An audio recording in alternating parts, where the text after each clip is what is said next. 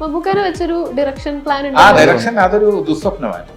അപ്പൊ അത് മെറ്റീരിയലൈസ് ചെയ്യാത്ത നന്നായി. മലയാള സിനിമയ്ക്ക് ഒരു ഫ്ലോപ്പ് കൂടെ കിട്ടിയെന്നാണ് ഇന്ന് എനിക്ക് തോന്നുന്നത്. അന്നത്തെ ഒരു രീതിയിൽ ഞാൻ ചിന്തിച്ചത് തെറ്റായി പോയി എന്നാണ് ഇന്ന് എനിക്ക് തോന്നുന്നത്.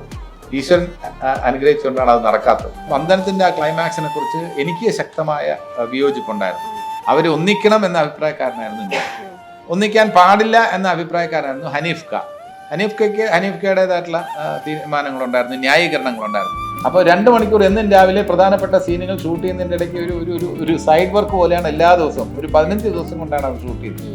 മോഹൻലാൽ ഓടിയ അതേ സ്പീഡിൽ തന്നെ ഞാനും ഓടേണ്ടി വന്നിട്ടുണ്ട്. എൻ്റെ സൈക്കിള് മറക്കാൻ കഴിയില്ല. അതെ, സീറ്റില്ലാത്ത ആ സൈക്കിളിൽ കയറിയുള്ള യാത്രയൊക്കെ. സിനിമ തുടങ്ങി കഴിഞ്ഞു, ഷൂട്ടിംഗ് തുടങ്ങി കഴിഞ്ഞു. എന്നിട്ടാണ് ശ്രീനിവാസൻ്റെ ഐഡിയ പറഞ്ഞത്, ഇതിൻ്റെ ധാരാസിംഗ് കൊണ്ടുവന്നത് നമുക്ക് നല്ല രസമായിരിക്കും. അപ്പം അടുത്ത ചിന്ത, ധാരാസിംഗിനെ ആര് പോയി വിളിക്കും? നിർദ്ദേശം വന്നു, ജഗദീഷ് തന്നെ പോകണം. എൻ്റെ ആദ്യത്തെ ഫ്ലൈറ്റ് യാത്ര അതാണ്. ജഗദീഷ് ഒരു 2 ലക്ഷം രൂപ വരെയാണെങ്കിൽ ബുക്ക് ചെയ്തിട്ട് വരിക. അതിൽ കൂടുതലാണെങ്കിൽ നമുക്ക് അഫോർഡ് ചെയ്യാൻ പറ്റില്ല. ഞാൻ ബുക്ക് ചെയ്തിട്ട് വന്ന് 25,000 രൂപ. एक फेन जैसा, एक गिफ्ट जैसा आपको 25,000 दूंगा सर. ഇങ്ങനെ പറഞ്ഞപ്പെടുത്തി. ഹായ്, എൻ്റെ കൂടെ ഉള്ളത് Jagadish, Prashanth Alexander and Unnimaya. Welcome. പരിവാറുമായിട്ട് എത്തുകയാണ് ജഗദീഷ് ചേട്ടാ. 2024 സേവി പുന്നൂസ് മുതൽ ടോണി ഐസക്ക് വരെ ഒരു ഗംഭീര വർഷമായിരുന്നു. ജനുവരിയിലാണെങ്കിൽ രേഖാചിത്രം വന്നു, ഫെബ്രുവരിയിൽ ഇതേ വീണ്ടും ഓഫീസർ ഓൺ ഡ്യൂട്ടി വന്നു, ഇനി പരിവാറാ. അപ്പോൾ എന്തായിരിക്കും പരിവാർ എന്നറിയാൻ ഞങ്ങളൊക്കെ ഭയങ്കര കൗതുകത്തോടെ ഇരിക്കുകയാണ്. പരിവാരം വളരെ പ്രതീക്ഷയോടെ നോക്കിക്കാണുന്ന ഒരു ചിത്രം തന്നെയാണ്. ഏതെങ്കിലും ഒരു ജോണറിൽ നമുക്ക് ഉൾക്കൊള്ളിക്കാൻ കഴിയുന്ന ഒരു പടമല്ല. ഇതിനകത്ത് എന്താ പറയുക, ത്രില്ലുണ്ട്, ഒരു ഫാമിലി എലിമെൻസ് ഉണ്ട്. ഫീൽ ഗുഡ് എന്നൊന്നും പറയുന്നില്ല, കാരണം ഫീൽ ഗുഡ് ഇപ്പോൾ അതെ, ഫീൽ ഗുഡ് ഒരു ക്ലീഷേ ആയിട്ടുള്ള ഒരു ജോണറായിട്ടാണ് ഇപ്പോൾ ആൾക്കാർ കണക്കാക്കുന്നത്. അപ്പോൾ അങ്ങനെ പറയാൻ പറ്റില്ല. കുടുംബാംഗങ്ങൾ തമ്മിലുള്ള രസകരമായിട്ടുള്ള മത്സരം, എന്തെങ്കിലും ഒരു ലക്ഷ്യം അവരുടെ മനസ്സിലുണ്ടാവും. ആ ലക്ഷ്യം എന്താണെന്നുള്ളതിൻ്റെ ചെറിയ സൂചന പോസ്റ്ററിലുണ്ട്. ഇതിനകത്തൊരു കഥാപാത്രമാണ് മോതിരം, ഒരു കഥാപാത്രമാണ്. ആ മോതിരത്തിൻ്റെ പിന്നിലൊരു കഥയുണ്ട്. ആ കഥ കുടുംബാംഗങ്ങൾ തമ്മിലുള്ള ഈ ഫൈറ്റിൽ ഒരു പ്രധാനപ്പെട്ട ഒരു പങ്ക് വഹിക്കുന്നുണ്ട്. അതൊക്കെയാണ് അത് രസകരമായി പറഞ്ഞിരിക്കുകയാണ്. ഉത്സവും ഫഹദും അവര് ഡിജിറ്റൽ വില്ലേജ് എന്ന് പറയുന്ന ചിത്രം, അല്പം ഡിഫറെൻ്റ് ആയിട്ടുള്ള ഒരു ചിത്രം പ്രേക്ഷകർക്ക് സമ്മാനിച്ച 2 സംവിധായകർ ഇത്തവണ വേറൊരു പ്രമേയവുമായി അവർ വന്നിരിക്കുകയാണ്. എന്താ കഥാപാത്രത്തിന്റെ പേര്? എൻ്റെ കഥാപാത്രത്തിന്റെ പേര് അതിനെക്കുറിച്ച് പറയുമ്പോൾ ഒരു ഹിന്റ് തരാം. ഇതിന് ആദ്യം ഇട്ടിരുന്ന പേര് പാണ്ഡവലഹളമായിരുന്നു. അത് അപ്പോൾ തന്നെ ഊഹിക്കാമല്ലോ, പാണ്ഡവരുണ്ട്. അപ്പോൾ ഇതിനകത്ത് മൂത്ത സഹോദരൻ എന്ന് പറയുന്നത് മരിച്ചുപോയി. ഈ ഞങ്ങളുടെ അച്ഛന് 2 ഭാര്യമാരുണ്ട്. ആദ്യത്തെ ഭാര്യയിൽ 2 മക്കള്, രണ്ടാമത്തെ ഭാര്യയിൽ 3 മക്കള്. ആദ്യത്തെ ഭാര്യയിലുള്ള മൂത്ത മകൻ ധർമ്മൻ മരിച്ചുപോയി. അദ്ദേഹത്തിൻ്റെ ഭാര്യയാണ് നമ്മുടെ വെട്ടിയാറമ്മ ശോഭന ചേച്ചി. മനസ്സിലായല്ലോ. രണ്ടാമത്തെ മകൻ ധർമ്മൻ കഴിഞ്ഞ, ധർമ്മപുത്രൻ കഴിഞ്ഞ രണ്ടാമത്തെ മകൻ ഭീമൻ. ഭീമൻ എന്ന് പറയുമ്പോൾ സ്വാഭാവികമായിട്ടും നമ്മളൊക്കെ ആലോചിക്കുക എന്താ പറയുക, ഒരു വളരെ ഭീമൻ രഘുവിനെയോ അല്ലെങ്കിൽ അബു സലീമിനെയോ ഒക്കെ നമ്മൾ ആലോചിക്കും, സ്വാഭാവികമായി ആലോചിക്കും. ഭീമൻ പറ്റുന്ന ഒരു ഫിഗർ, അത്രയും അങ്ങനെ ഒരു ഫിഗർ വേറെ ഇപ്പോൾ വേണമെങ്കിൽ സച്ചിൻ ഗോപുവിനൊക്കെ അങ്ങനെ ഒരു ഫിഗർ ഒക്കെ ആലോചിക്കാം. പക്ഷേ സംവിധായകർ അതിനുവേണ്ടി കണ്ടെത്തിയത് ഇന്ദ്രൻസിനെയാണ്. അപ്പോൾ മനസ്സിലായല്ലോ അവരുടെ ചിന്തകളിലുള്ള വ്യത്യാസം. അപ്പോൾ ഭീമനായിട്ട് ഇന്ദ്രൻസ് വരുന്നു. പിന്നെ മൂന്നാമത്തെ സഹോദരൻ എന്ന് പറയുന്നത് അർജുനനാണ്. അർജുനൻ ഞാനായിരിക്കും ഞാൻ വിചാരിച്ചു. പക്ഷേ എൻ്റെ കഥാപാത്രത്തിൻ്റെ പേര് കേട്ടപ്പോൾ ഞാൻ ഞെട്ടിപ്പോയി. എൻ്റെ കഥാപാത്രത്തിൻ്റെ പേര് സഹദേവൻ എന്നാണ്, പ്രശാന്തിൻ്റെ ക്യാരക്ടറിൻ്റെ പേര് നകുലൻ എന്നാണ്. അപ്പോൾ അർജുനൻ ഞങ്ങളെക്കാളും സൗന്ദര്യമുള്ള, ഞങ്ങളെക്കാളും ചെറുപ്പക്കാരനായ ഋഷികേശ് എന്ന് പറയുന്ന നടനാണ് അർജുൻ എന്ന കഥാപാത്രം ഏൽപ്പിച്ചത്. അപ്പം അത് തന്നെ അവരുടെ ഒരു സെൻസായിട്ട് ഞാൻ മനസ്സിലാക്കി. കാരണം അർജുനൻ ജഗദീഷായിട്ട് അവതരിപ്പിച്ചാൽ ആ ഒരു അർജുനൻ്റെ ആ ഒരു ആകാര സൗകുമാര്യം എനിക്കില്ലാത്തത് കൊണ്ടാണെന്ന് ഒരു പരിധിവരെ എന്നിലെ അപകർഷതാബോധം അങ്ങനെ ഒരു ചെറിയ സംശയത്തിന് വഴിയൊരുക്കി. പക്ഷേ അവർ പറഞ്ഞു അങ്ങനെയല്ല, നകുലനും സഹദേവനും ഒരേപോലെ ചിന്തിക്കുന്ന ആൾക്കാരാണ്, അതുകൊണ്ടാണ് അങ്ങനെ മാറ്റി. മാത്രമല്ല അങ്ങനെ ചുവട് പിടിച്ച് പാണ്ഡവരുടെ കഥാപാത്രങ്ങൾ അതേപടി ചുവട് പിടിച്ച് ഞങ്ങൾ ഉണ്ടാക്കിയതല്ല. അപ്പോൾ നകുലനും സഹദേവനും ആയാൽ മതി, അർജുനൻ ഏൽപ്പിച്ചു. അപ്പോൾ ഈ പാണ്ഡവർ പരസ്പരം പോരടിക്കുകയാണ്. ഞാൻ പറഞ്ഞല്ലോ, ചില കാര്യങ്ങൾക്ക് വേണ്ടി. അത് തന്നെയാണ് ഇതിൻ്റെ പുതുമയും രസവും. സൂപ്പർ സെബാസ്റ്റ്യനും CPO ദിലീപും കൂടെ ഞങ്ങള് നല്ലോണം എൻജോയ് ചെയ്തതാണ്. അതുപോലെ ഇവിടെ ഇപ്പോൾ പോസ്റ്റർ കാണുമ്പോഴും എന്താണ് പ്രശാന്തേട്ടൻ്റെ ഒരു കഥാപാത്രത്തിന്റെ രീതിയൊക്കെ? ഞങ്ങൾ സ്ക്രിപ്റ്റ് വായിച്ചപ്പോൾ തന്നെ ഈ ക്യാരക്ടർ ജഗദീഷ് ചേട്ടനാണ് ചെയ്യുന്നതെന്നും മറ്റേ ഞാനാണ് ചെയ്യുന്നതെന്ന് നമ്മുടെ മനസ്സിലേക്ക് സ്വാഭാവികമായിട്ടും എത്തുന്നത് പുരുഷപ്രയത്തിൻ്റെ ഒരു ഹാങ് ഓവർ നമുക്ക് എല്ലാവർക്കും ഉണ്ടാവും. പക്ഷേ ഡൈനാമിക്സ് വളരെ ഡിഫറെൻ്റ് ആണ്. ഇതിനകത്ത് ഞങ്ങൾ നകുലനും സഹദേവനും അവർ സൂചിപ്പിക്കുന്ന പോലെ തന്നെ ഞങ്ങൾ തമ്മിലാണ് ഏറ്റവും കൂടുതൽ അടുപ്പമുള്ളത് ഈ സഹോദരങ്ങളിൽ. അഭിപ്രായ സമന്വയത്വം ഉള്ളതും അഭിപ്രായ വ്യത്യാസം ഉണ്ടാവുന്നതും ഞങ്ങൾ തമ്മിൽ ഒക്കെ തന്നെയാണ്. പക്ഷേ ഞങ്ങൾ പുരുഷപ്രേതത്തിൽ പിരിഞ്ഞതിന് ശേഷം വീണ്ടും ഞങ്ങൾക്ക് ഒന്നിച്ച് പിന്നീട് എനിക്ക് ജയശേഖരനോട് പിന്നീട് ഓസ്ലറിൽ ഒരു ദിവസം ഒരു സീൻ ചെയ്ത് പോയതേ ഉള്ളൂ. അപ്പോഴും എനിക്ക് മനസ്സിൽ ഭയങ്കര വിഷമം ഉണ്ടായിരുന്നു. കാരണം ഒരു ലെങ്തി സാധനം കിട്ടുന്നില്ലല്ലോ വിത്ത് ജഗദീഷ് ചേട്ടൻ. അപ്പോൾ അതിനുള്ളൊരു ഉത്തരം അല്ലെങ്കിൽ ഒരു മറുപടി പോലെ വന്നാണ് പരിവാർ. ഉണ്ണിമായ പ്രണയവിലാസത്തിന്റെ ശേഷം വരികയാണ്. എങ്ങനെയാണ് ഇതിൽ ആരുടെ വൈഫായിട്ടാണ്? ഞാനിതില് നകുലന്റെ പ്രിയതമയാണ്. ഭാഗ്യവശാൽ ഇതിൽ നകുലന്റെ ഭാര്യ. അതെ, നകുലന്റെ ഭാര്യ നിഷ എന്നുള്ള കഥാപാത്രമാണ് ഞാൻ ചെയ്യുന്നത്. മുമ്പ് ചെയ്തിരിക്കുന്നതിനും കുറച്ച് വ്യത്യാസമായിട്ടുള്ള ഒരു ക്യാരക്ടർ, കുറച്ച് നെഗറ്റീവ് ഷെയ്ഡ് വരുന്ന ഒരു ക്യാരക്ടറാണ്. അപ്പൊ അങ്ങനെ നെഗറ്റീവ് ഒന്നും അങ്ങനെ നെഗറ്റീവ് അല്ല, ഭർത്താവിനെ അല്പം അടക്കി ഭരിക്കുന്ന ഒരു അത് നെഗറ്റീവ് അല്ല. അതങ്ങനെ നെഗറ്റീവ് ആവും? നിങ്ങൾ തന്നെ ഇങ്ങനെ പറയല്ലേ? അല്ല, മുമ്പ് ചെയ്തതിലൊക്കെ ഒരു പ്രോഗ്രസീവ് ആയിട്ട് ചിന്തിക്കുന്ന കുറച്ച് ഇതും പ്രോഗ്രസീവ് ആണ്. വളരെ വ്യക്തമായ നിലപാടുകളുള്ള ഒരു സ്ത്രീ കഥാപാത്രമാണ്. ഭർത്താവിനെ കയറൂരി വിടാത്ത ഒരു കഥാപാത്രം. ഭർത്താവിന്റെ കാര്യങ്ങളെല്ലാം നല്ല രീതിയിൽ ശ്രദ്ധിച്ച് ഭർത്താവ് എങ്ങനെ പെരുമാറണം, എന്ത് ചെയ്യണം, എങ്ങനെ സംസാരിക്കണം എന്നൊക്കെ തീരുമാനിക്കുന്ന ഒരു ഭാര്യയാണ്. മലബാറിൽ നിന്നാണ് ഭാര്യമാരെ കണ്ടുപിടിച്ച സംവിധായകൻ. ഞങ്ങൾക്ക് രണ്ടുപേർക്കും വേണ്ടി. ഒന്ന് ഉണ്ണിമായ, എന്റെ ഭാര്യയായിട്ട് അവര് കണ്ടുപിടിച്ചത് മലബാറിൽ തന്നെ നാടക രംഗത്ത് പ്രശസ്തയായിട്ടുള്ള ഷൈനി വിജയൻ എന്ന് പറഞ്ഞ കഥ ഒരു ആർട്ടിസ്റ്റിനെയാണ്. അപ്പം മലബാറിന്റെ റെപ്രസെന്റേഷൻ നന്നായിട്ടുണ്ട്. ഉണ്ണിമായയും ഷൈനിയും കൂടെ അത് ഫില്ലിയിരിക്കുകയാണ്. ട്രാവൻകൂറിന്റെ റെപ്രസെന്റേഷൻ ഞങ്ങൾ രണ്ടുപേരുമാണ്. പിന്നെ ഇന്ദ്രൻസും ഉണ്ട്. ജഗദീഷ് ചേട്ടന് ഒരു ഇന്റർവ്യൂവിന് കിട്ടുമ്പോഴേ എന്റെ മനസ്സിൽ CID മൂസയിലെ ബിന്ദു പണിക്കർ ചേച്ചിയാ. അത് ചോദിക്കണോ ഇത് ചോദിക്കണോ, ഏതൊക്കെ ക്യാരക്ടറാണ് മനസ്സിൽ കൂടെ പോകുന്നത്. ഒരു 90s കിഡ് എന്നുള്ള രീതിയിൽ എനിക്ക് പ്രത്യേകിച്ചും ഒരു 10-30 ക്യാരക്ടർ മനസ്സിൽ വരും. പക്ഷെ ഞാൻ പെട്ടെന്ന് ചോദിക്കുന്നത്, ഇങ്ങനെ റിപ്പീറ്റ് കണ്ടാലും ചിരിക്കുന്നു. ഒരുപാടെണ്ണത്തിൽ ഒന്ന് വന്ദനത്തിലെ സൈക്കിള് സ്റ്റോറിയും ചെയ്തിട്ടുള്ളതാണ്. എങ്ങനെയാ അത് എടുത്തത്? അല്ല, അത് ഒരു പ്രിയനാണ് എന്റെ ക്രെഡിറ്റ് കൊടുക്കേണ്ടത്. അത് പ്രിയൻ അങ്ങനെ ഒരു ഈ ചേസ് മോഹൻലാലിന്റെ കഥാപാത്രം ഞാൻ പുരുഷോത്തമൻ നായർ. അതെ, KP നായർ. ഞങ്ങൾ തമ്മിലുള്ള ആ ചേസ് എന്ന് പറയുന്ന അതിന്റെ സിറ്റുവേഷൻ അതിൽ തന്നെ നല്ല രസമുണ്ട്. പിന്നെ അതിനുശേഷം ഓരോ ദിവസവും രാവിലെ ഒരു 2 മണിക്കൂർ വീതമാണ് ഞങ്ങൾ ഷൂട്ട് ചെയ്തത്. ബാംഗ്ലൂരിന്റെ ബിസി സ്ട്രീറ്റ്സിലൂടെയാണ് അത് ഷൂട്ട് ചെയ്തത്. നല്ല ലൈറ്റിൽ ക്യാമറാമാൻ കുമാറാണ്.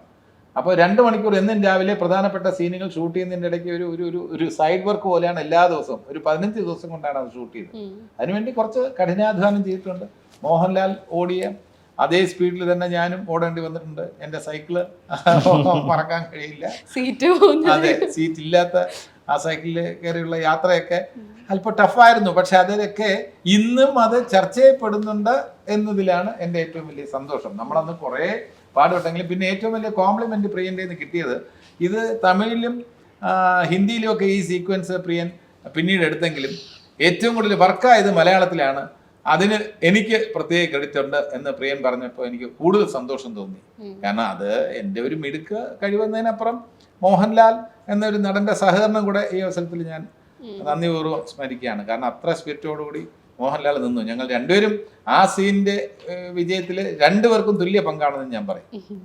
ഈ ചില ഇന്റർവ്യൂലൊക്കെ ഡയറക്ടേഴ്സ് കമ്പയർ ചെയ്ത് എന്തെങ്കിലും പറയുമ്പോൾ ഇപ്പോൾ റീസെന്റ് പോലും എന്നോട് പറഞ്ഞത് വന്ദനത്തിന്റെ ക്ലൈമാക്സ് ആണ്, അതിൽ അവർ തമ്മിൽ നോക്കിയിരുന്നെങ്കിൽ നമ്മൾ ചിന്തിച്ചിട്ടുണ്ട്. എന്തുകൊണ്ടായിരിക്കും അന്ന് അങ്ങനെ? വന്ദനത്തിന്റെ ആ ക്ലൈമാക്സിനെ കുറിച്ച് എനിക്ക് ശക്തമായ വിയോജിപ്പുണ്ടായിരുന്നു. അവർ ഒന്നിക്കണം എന്ന അഭിപ്രായക്കാരനായിരുന്നു ഞാൻ. ഒന്നിക്കാൻ പാടില്ല എന്ന അഭിപ്രായക്കാരായിരുന്നു ഹനീഫ് ഖാൻ. ഹനീഫ് ഖയുടേതായിട്ടുള്ള തീരുമാനങ്ങളുണ്ടായിരുന്നു, ന്യായീകരണങ്ങളുണ്ടായിരുന്നു. പ്രിയദർശൻ പൊതുവെ ഒരു ട്രാജഡിയുടെ ആളാണ്. ട്രാജിക് എൻഡ് ആണ് പുള്ളി മനസ്സിലെപ്പോഴും. പല സിനിമകളിലും അഭിമന്യുവില് അങ്ങനെ ട്രാജഡി ആക്കേണ്ട കാര്യമില്ലെന്നാണ് എൻ്റെ പക്ഷം. അങ്ങനെയുള്ള സിനിമകളിൽ ഇപ്പൊ ഇതിലും വന്ദനത്തിൽ അവസാനം അവർ ഒന്നിക്കാമായിരുന്നു. പക്ഷെ അവസാനം അങ്ങനെയുള്ള മരണം ഇതൊക്കെ പ്രിയന് കൂടുതൽ ഒരു ലോങ് ലാസ്റ്റിംഗ് ഇംപ്രഷൻ. പ്രിയൻ തന്നെ സ്ക്രിപ്റ്റ് എഴുതി എന്നിഷ്ടം നിന്നിഷ്ടത്തിൽ അവസാനം മോഹൻലാൽ കുത്തിയിട്ട് മരിക്കുകയാണ്. പറഞ്ഞ മനസ്സിലായില്ലേ? അപ്പൊ ഒരു ഹാപ്പി എൻഡിങ് പ്രിയൻ അത്ര നിർബന്ധമൊന്നുമില്ല. ചിത്രത്തിലാണെങ്കിൽ തൂക്കിക്കൊല്ലാൻ കൊണ്ടുപോവുകയാണ്, താളവട്ടത്തിലാണെങ്കിൽ മോഹൻലാലിന്റെ ക്യാരക്ടർ മരിക്കുകയാണ്, കൊല്ലുകയാണ്. ഒരു അപ്പൊ എനിക്ക് തോന്നുന്നു അത് വർക്കായതിന്റെ ഒരു അത് ആ സിനിമകളെല്ലാം വർക്കായല്ലോ. വർക്കായി. ഞാൻ പറഞ്ഞില്ല, പിന്നെ MTയുടെയും ലോഹിതദാസിന്റെയും അങ്ങനെയുള്ള റൈറ്റേഴ്സിന്റെ ഒക്കെ ഒരു MTയുടെ ഇൻഫ്ലുവൻസ് പ്രിയദർശനുണ്ട്, ലോഹിതദാസിനും MTയുടെ ഇൻഫ്ലുവൻസ് ഉണ്ട്. സിബി മലയിൽ സിനിമകൾക്ക് ഈ ഒരു അതേപോലെ സദയം ഒക്കെ കണ്ടിട്ടില്ല. അപ്പൊ MT സാറിന്റെ അത്തരത്തിലുള്ള സ്ക്രിപ്റ്റുകളിലെ അവസാനം പരിസമാപ്തി എന്ന് പറയുന്നത് നമ്മുടെ മനസ്സിൽ ഒരുപാട് ദുഃഖം നിറയ്ക്കുന്ന സീനുകളായിരിക്കും, ക്ലൈമാക്സ് ആയിരിക്കും. അത്തരം സീനുകളോട് എനിക്ക് വ്യക്തിപരമായി വലിയ താല്പര്യമില്ല. ഞാൻ ചില സിനിമ കാണുമ്പോൾ അറം എന്നൊരു സിനിമ കാണാൻ നേരത്ത് അതില് നയൻതാര അഭിനയിച്ച ഒരു കളക്ടറായിട്ട് അഭിനയിച്ചാണ്. ഒരു കുട്ടി ഒരു കുഴൽക്കിണറിൽ വീണു പോകുന്ന സിനിമയാണ്. അപ്പൊ എനിക്കത് ഗംഭീര സിനിമയാണെന്ന് പറഞ്ഞപ്പോൾ ഞാൻ മടിച്ച് നമ്മുടെ ഒരു ബാബു എന്ന് പറയുന്ന ആശാ ഫിലിംസിന്റെ ഒരു മാനേജർ, അദ്ദേഹം ഒരു ഡിസ്ട്രിബ്യൂഷൻ കമ്പനി നടത്തുന്ന ആളാണ്. അപ്പൊ അദ്ദേഹത്തോട് ഞാൻ ചോദിച്ചു, സാർ ജഗദീഷ് സാർ ഈ പടം കണ്ടിരിക്കണം, മസ്റ്റ് ആണെന്ന് പറഞ്ഞു. ഞാൻ പറഞ്ഞു, ഒരു കാര്യം ചോദിച്ചിട്ട്, അവസാനം ഈ കുട്ടി രക്ഷപ്പെടുന്നുണ്ടോ? അത് മാത്രം പറഞ്ഞാൽ മതി. രക്ഷപ്പെടുന്നുണ്ട് എങ്കിൽ ഞാൻ കാണാൻ. ആ കുട്ടി മരിച്ചു പോകുന്നതാണെങ്കിൽ ഞാൻ കാണില്ല, എനിക്കത് താങ്ങാനുള്ള കരുത്തില്ല. അപ്പൊ ചില സിനിമകൾ ഭയങ്കര ഒരു അവസാനം മരിച്ചു പോകുന്ന രീതിയിലൊക്കെ ആണെങ്കിൽ എനിക്ക് കാണാൻ വലിയ മാർക്കോയുടെ ഭാഗമായിട്ട് ഞാൻ പറഞ്ഞില്ലേ, ഞാൻ സിനിമയിൽ ടോണി ഐസക് ക്രൂരനാണ്, യഥാർത്ഥ ജീവിതത്തിൽ ടോണി ഐസക്കിനെ പോലെ ഒന്നും അല്ല ഞാൻ ആ കാര്യത്തിൽ. അതിന്റെ ക്ലൈമാക്സ് കാണാൻ പറ്റാത്തതുകൊണ്ടാണ് ജഗദീഷ് ചേട്ടൻ നേരത്തെ മരണം ഞാനുള്ളത്രയും കണ്ടാൽ മതിയല്ലോ. റിയൽ ലൈഫിൽ വളരെ സെന്റിമെന്റൽ ഇമോഷണലാണ്.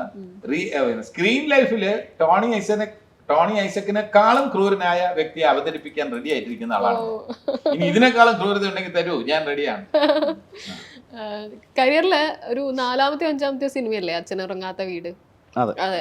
ആ സമയത്ത് ഒരു ചെറുപ്പക്കാരൻ അന്നത്തെ കാലത്ത് ടോമിച്ചനെ ചിലപ്പോൾ എടുക്കില്ല, കാരണം അങ്ങനെ ഒരു ഇമേജ് ആണല്ലോ അയാൾക്കുള്ളത്. പക്ഷെ അന്ന് എന്തുകൊണ്ടായിരിക്കും അങ്ങനെ ഒരു കഥാപാത്രം എടുക്കാൻ? അന്ന് എന്ത് കിട്ടിയാലും എടുക്കാനുള്ള മാനസികാവസ്ഥയിലാണ് നിൽക്കുന്നത്. കാരണം നമ്മളൊരു കരിയർ, ഒരു പ്രൊഫഷൻ ഇഷ്ടപ്പെട്ടു, ഒരു കാര്യം ഇഷ്ടപ്പെട്ടു, ആ പാഷൻ്റെ പുറകെ പോകുന്നു. നമുക്കറിയാം ഇതൊരു വലിയ കടലാണ്, ഇതിലേക്ക് എടുത്ത് ചാടാൻ പോവാണ്, എവിടെത്തും എങ്ങോട്ട് നീന്തി കയറും എന്നറിയാൻ മേലാത്തൊരവസ്ഥയിൽ നിൽക്കുമ്പോഴാണ് ഒരു തുരുത്ത് കാണുന്നത്. അപ്പോൾ തൽക്കാലം നീന്തി കുഴയാതെ കുറച്ചു നേരം നമുക്ക് കയറി നിൽക്കാൻ പറ്റുന്ന ഒരു തുരുത്ത്, ആ തുരുത്ത് ഒരു ലോകമാണോ ഒരു രാജ്യമാണോ എന്ന് പോലും അറിയത്തില്ല. അപ്പം നമ്മുടെ മുമ്പിലേക്ക് വെച്ച് നീട്ടിയ ലാൽ ജോസ് സാറ് തന്നൊരു കഥാപാത്രമാണ്. അതിനേക്കാൾ ലാലുവട്ടം തന്നെ വേറൊരു കരിയർ ബ്രേക്ക് ത്രൂ ആവാൻ സാധ്യതയുള്ള മറ്റൊരു കഥാപാത്രം കൂടെ എനിക്ക് തന്നതായിരുന്നു. പക്ഷെ ചില സാഹചര്യങ്ങൾ കൊണ്ട് ആ ക്യാരക്ടർ തന്നെ ആ സിനിമയിൽ ഇല്ലാതെ ആയിപ്പോയി. അത് കഴിഞ്ഞ് അറബിക്കഥ എന്ന് പറയുന്ന സിനിമയിലായിരുന്നു. അപ്പം എന്തുകൊണ്ട് എടുത്തു എന്ന ചോദ്യത്തിന് ഇവിടെ മറുപടി ഇല്ല. കാരണം അന്ന് അങ്ങനെയായിരുന്നല്ല. അന്ന് എനിക്ക് എന്തെങ്കിലും, ഞാൻ കോളേജ് സ്റ്റുഡൻറ് വേഷങ്ങൾ മാത്രം ചെയ്തുകൊണ്ടിരുന്ന സമയം അതിൽ നിന്നൊരു ക്യാരക്ടർ, ഒരു സ്വഭാവമുള്ളൊരു ക്യാരക്ടർ ചെയ്യുന്ന ആദ്യമായിട്ടാണ്. ആ സിനിമ ചെയ്തപ്പോഴാണ് ക്യാരക്ടർ റോളുകൾ ചെയ്യുമ്പോൾ അത് വർക്കായാൽ നമുക്ക് കിട്ടുന്നൊരു സുഖം എന്താണെന്നും സന്തോഷം എന്താണെന്നും തിരിച്ചറിയുന്ന ആ സിനിമ ചെയ്തപ്പോഴാണ്. ഉണ്ണിമായയുടെ റീൽസ് കണ്ടിട്ടുണ്ടോ? ശ്യാമള അതില് നമ്മൾ ഓടി വരില്ലേ, കോഴീനിട്ട് ഓടിക്കാനാന്ന് പറയുന്ന ശ്രീനി സാറുമായിട്ടുള്ള അടിപൊളിയായി ചെയ്തിട്ട് ഒരുപാട് റീച്ച്. എത്രയായി ഇപ്പൊ അത് വ്യൂസ്? 4 lakh പ്ലസ് ഞങ്ങളെ കൊണ്ടൊക്കെ ചെയ്യിക്കാൻ നോക്കിയായിരുന്നു ലൊക്കേഷൻ. അതാണ് ഒരുപാടുണ്ട് പ്രൊഫൈലില്. ശരിക്കും റീല് ചെയ്യുമ്പോ എങ്ങനെ കൃത്യം ഇത് ഉണ്ണിമായ്ക്ക് ആപ്റ്റ് ആണെന്ന് തോന്നുന്ന രീതിയിലുള്ള കഥാപാത്രങ്ങളായി എടുക്കുക. അങ്ങനെയൊന്നുമില്ല. ഞാൻ ഈ കോവിഡിന് ശേഷം പേഴ്സണലി ഞാൻ ഡൗൺ ആയിരുന്നു. നമുക്ക് കോവിഡിന്റെ നമ്മള് ഭയങ്കര ആക്റ്റീവ് ആയിട്ടുള്ള ഒരാള് കോവിഡിന്റെ സമയത്ത് ഒരു ഐസൊലേറ്റഡ് ആവും, നമുക്കൊരു പേഴ്സണൽ ഒരു വേറൊരു പീസ് കിട്ടും. അപ്പം അങ്ങനെ ഞാൻ വല്ലാണ്ട് ഡൗൺ ആയിരുന്നു. അപ്പോൾ അതിൽ നിന്നൊന്ന് പുറത്ത് കടക്കാൻ വേണ്ടിയിട്ടാണ് ഈ റീൽസ് ചെയ്ത് തുടങ്ങിയത്. അപ്പോൾ ക്യാരക്ടർ സെലക്ഷനൊക്കെ ആദ്യം ചെയ്തത് ഹസ്ബൻഡ് തന്നെയായിരുന്നു. ഹസ്ബൻഡ് ക്യാമറ വാങ്ങി നീ റീൽ അങ്ങനെ പറഞ്ഞിട്ട് ചെയ്യിപ്പിച്ചാണ്, എന്നൊന്ന് ഉഷാറാക്കി എടുക്കാൻ വേണ്ടി ചെയ്തതാണ്. അപ്പോൾ ശരിക്കും ഇപ്പോഴത്തെ സിനിമേനേക്കാളും നമ്മൾ റീൽ ചെയ്യാൻ ഒരു ക്യാരക്ടർ എടുക്കുമ്പോൾ പഴയ സിനിമയാണ് നമുക്ക് കിട്ടുന്നത്. അത്രയും നല്ല ഡയലോഗ്സും സ്പേസും ഉള്ള ക്യാരക്ടേഴ്സ് പഴയ സിനിമയിൽ നിന്നാണ് കിട്ടുന്നത്. അപ്പം അങ്ങനെ ഒരു ലിസ്റ്റ് ഉണ്ടാക്കിയ സമയത്ത് അതിൽ വന്നൊരു ക്യാരക്ടറായിരുന്നു ശ്യാമള. പക്ഷെ ശ്യാമള ആദ്യം ചെയ്തപ്പോൾ വീഡിയോ എടുത്തപ്പോൾ എനിക്ക് അത്ര കോൺഫിഡൻസ് ഉണ്ടായിരുന്നില്ല. അതിന് മുമ്പ് സദാനന്ദൻ്റെ സമയത്തിലൊരു റീൽ ഇട്ടപ്പോൾ അതിന് നല്ല വ്യൂസ് കിട്ടി. അപ്പോൾ അത് വെച്ച് കമ്പയർ ചെയ്യുമ്പോൾ ശ്യാമള ഇപ്പം ഇടണ്ട എന്നായിരുന്നു വിചാരിച്ചത്. പക്ഷെ ശ്യാമളക്കാണ് കൂടുതൽ അപ്രീസിയേഷൻ ലഭിച്ചത്. ജഗദീഷ് ചേട്ടാ, ഇപ്പൊ മുത്താരംകുന്ന് ബിയോ രേഖാചിത്രത്തിലും മെൻഷൻ ചെയ്യുന്നു എന്നുള്ളത് വലിയ സന്തോഷമായിരുന്നു. ഞങ്ങൾക്കും അത് റിപ്പീറ്റ് അതിൽ ജഗദീഷ് ചേട്ടനൊക്കെ ആ പടത്തിന്റെ ഭാഗമാവുന്നു. ഞാൻ സിബി സാറോട് സംസാരിച്ചപ്പോഴേ ധാരാസിംഗിനെ കൊണ്ടുവരാൻ വേണ്ടി പോയൊരു ജഗദീഷിനെ പറഞ്ഞു, ഹിന്ദിയൊക്കെ പറഞ്ഞു പുള്ളിയെ വിളിച്ചു വരുത്താൻ നല്ലത് ജഗദീഷാണ് എന്ന് പറഞ്ഞിരുന്നു. എങ്ങനെയാ അന്ന് പോയ? ബോംബെ അല്ലേ? ബോംബെ. അതെ, അന്ന് ബോംബെ ആണ്, മുംബൈ ആയിട്ടില്ല എന്ന് തോന്നുന്നു. അപ്പോൾ ഈ എൻ്റെ കഥയിൽ എൻ്റെ ഒരു റേഡിയോ നാടകമാണ്, സഹൃദയ സമക്ഷം എന്ന് പറഞ്ഞ റേഡിയോ നാടകമാണ് മുത്താരംകുന്ന് പി ആയി മാറുന്നത്. അപ്പോൾ ശ്രീനിവാസൻ അതിനൊരു ഭാഷ്യം കൊടുത്തപ്പോൾ അതിൽ ധാരാസിംഗ് ഗുസ്തിക്കാരനുമായിട്ടുള്ള ഒരു ക്ലൈമാക്സ് ആണ് എൻ്റെ നാടകത്തിലുള്ളത്. കഥയിലും അതേ ഉള്ളൂ. പക്ഷെ ആ ഗുസ്തിക്കാരൻ എന്നുള്ളത് ധാരാസിംഗ് ആയാൽ നന്നായിരിക്കും എന്ന് ശ്രീനിവാസൻ പറഞ്ഞു. അപ്പോൾ ധാരാസിംഗ് സിനിമ തുടങ്ങി കഴിഞ്ഞു, ഷൂട്ടിംഗ് തുടങ്ങി കഴിഞ്ഞു. എന്നിട്ടാണ് ശ്രീനിവാസൻ ഒരു ഐഡിയ പറഞ്ഞത്, ഇതിൻ്റെ ധാരാസിംഗ് കൊണ്ടുവന്ന അത് നമുക്ക് നല്ല രസമായിരിക്കും. അപ്പം അടുത്ത ചിന്ത, ധാരാസിംഗിനെ ആര് പോയി വിളിക്കും? അപ്പോൾ ആദ്യം ധാരാസിംഗിൻ്റെ മാനേജറെ ഞാൻ വിളിച്ച് സംസാരിച്ചു. അപ്പം ഇവിടെ വന്ന് കണ്ട് കഥ പറഞ്ഞോളൂ എന്ന് പറഞ്ഞു. അത്രയും വരെ ഓക്കെ. അപ്പോൾ അടുത്ത നിർദ്ദേശം വന്നു, ജഗദീഷ് എന്നെ പോകണം. ഞാൻ ഹിന്ദി എങ്ങനെ വശമായിരുന്നു? ഹിന്ദി എനിക്ക് പണ്ട് തൊട്ടേ അത്യാവശ്യം സിനിമകളുണ്ട്, ഹിന്ദി സിനിമകളുണ്ട്. എങ്ങനെയോ ഇപ്പൊ ഈ വിവിധ ഭാരതിയിലെ പാട്ടുകൾ കേട്ടും കാര്യങ്ങളൊക്കെ ഞാൻ അങ്ങനെ എന്നെ ആദ്യമായിട്ട് എൻ്റെ ആദ്യത്തെ ഫ്ലൈറ്റ് യാത്ര അതാണ്. അങ്ങനെ ഞാൻ മുംബൈ ചെല്ലുന്നു. സിംഗ് സാബിനെ അവിടുത്തെ എൻ്റെ ഒരു കസിൻ അവിടെ ഉള്ളതുകൊണ്ട് ലൊക്കേഷനെ കണ്ടുപിടിച്ചു. ജൂഹുവിലെ ഇന്ന സ്ഥലത്താണ്. ഓട്ടോയിലൊക്കെയാണ് പോകുന്നത്. ഞാൻ ഓട്ടോയിലൊക്കെ പോയി അവിടെ ചെന്ന് സിംഗ് സാബിനെ കണ്ടു. സിംഗ് സാബിനെ കണ്ടപ്പോൾ ബതായി क्या हाल है? अच्छा हूँ सर, मैं केरल से आया हूँ, एक एक्टर हूँ। अच्छा एक्टर हो सर? मेरा एक स्टोरी है, आपको कैरेक्टर, कौन सा कैरेक्टर? आपको धारा सिंह साहब प्ले करना है. धारा सिंह साहब, स्टोरी तो बताइए. ഞാൻ പറഞ്ഞു ഹിന്ദിയിൽ തന്നെ കഥ പറഞ്ഞു കൊടുത്തു. ആ കഥ പറഞ്ഞു, ഹിന്ദിയിൽ തന്നെ പറഞ്ഞു. അപ്പോൾ തിരിക്കുന്നതിന് മുമ്പ് ഇവിടുന്ന് പ്രൊഡ്യൂസർ എൻ്റെ അടുത്ത് പറഞ്ഞിരുന്നു, ജഗദീഷ് ഒരു 2 ലക്ഷം രൂപ വരെയാണെങ്കിൽ ബുക്ക് ചെയ്തിട്ട് വരിക, അതിൽ കൂടുതലാണെങ്കിൽ നമുക്ക് അഫോർഡ് ചെയ്യാൻ പറ്റില്ല. നമ്മുടെ ബഡ്ജറ്റ് അന്നൊരു വളരെ ടൈറ്റ് ബഡ്ജറ്റിലാണ് അത്. അന്നത്തെ 2 ലക്ഷം 2 ലക്ഷം രൂപ അതാണെങ്കിൽ കൊടുത്തോളൂ എന്ന് പറഞ്ഞു. ഞാൻ ബുക്ക് ചെയ്തിട്ട് വന്ന് 25,000 രൂപയ്ക്ക് 25,000 രൂപയ്ക്ക് ബുക്ക് ചെയ്തിട്ട് വന്നു. അപ്പോൾ ഇന്നും ഒരു തർക്ക വിഷയമാണ്. എല്ലാവരും പറഞ്ഞു ജഗദീഷ് വാചം അടിച്ച്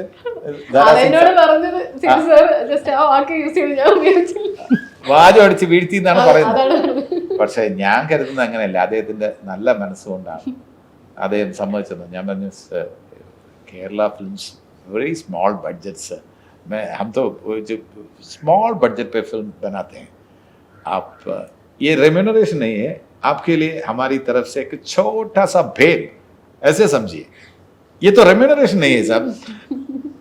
मेरे को बताने के लिए शर्म भी आता है, कैसे बताऊं मैं सब. ऐसा कीजिए, हम तो एक फेल जैसा, एक गिफ्ट जैसा आपको 25,000 दूंगा सर. 25,000 ഇങ്ങനെ പറഞ്ഞപ്പെടുത്ത് 25,000 പുള്ളി ഒന്ന് ഞെട്ടി. Sir, this is not remuneration, this is our,